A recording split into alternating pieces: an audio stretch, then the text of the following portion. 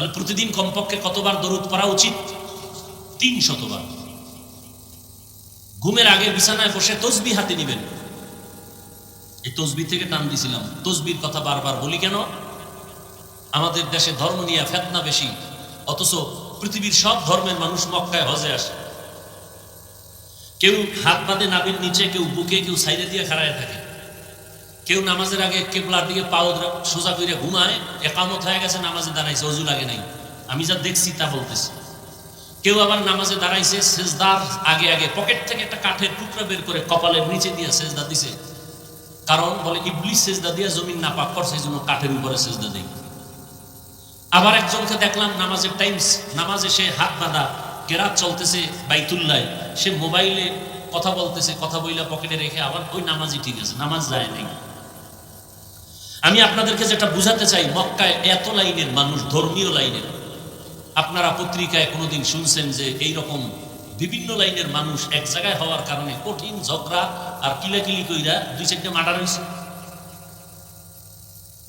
সোনার বাংলায় গজব কেন? এত ধর্ম নিয়ে এত দূরত্ব কেন, এত বাড়াবাড়ি কেন, এত হিংসা কেন? সব মুসলমান, কালেমার মুসলমান, আপনার কালেমা আমার কালেমা 2 না 1? সত্য কথা স্বীকার করবেন, মানেন আর না মানেন। আপনার আল্লাহ আমার আল্লাহ 2 না 1?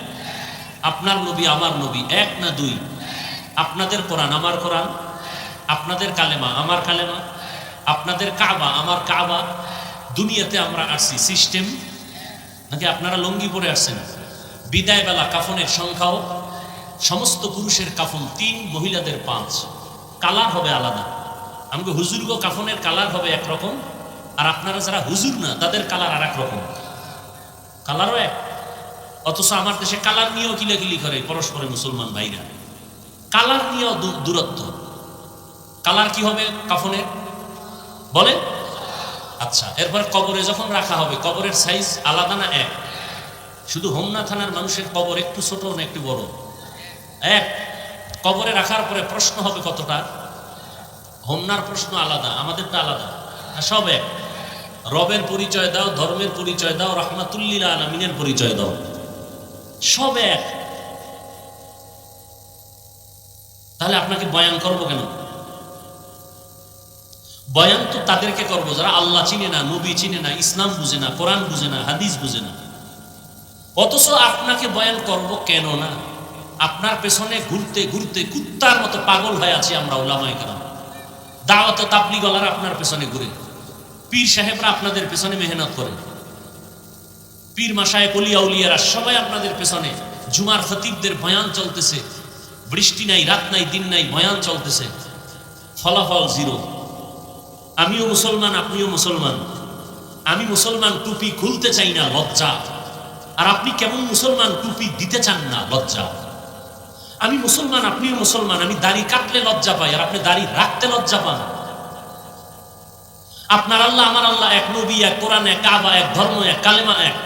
আমি নামাজ মসজিদে না ঢুকলে লজ্জা পাই, নামাজ না পড়লে লজ্জা পাই, আর আপনি নামাজ পড়তে লজ্জা পান। আমি পর্দা না করলে লজ্জা পাই, আর আপনি পর্দা করতে লজ্জা পান। বড় কঠিন জিনিস। অনেকে বলে দিল ঠিক থাকলে কোনো সমস্যা নেই।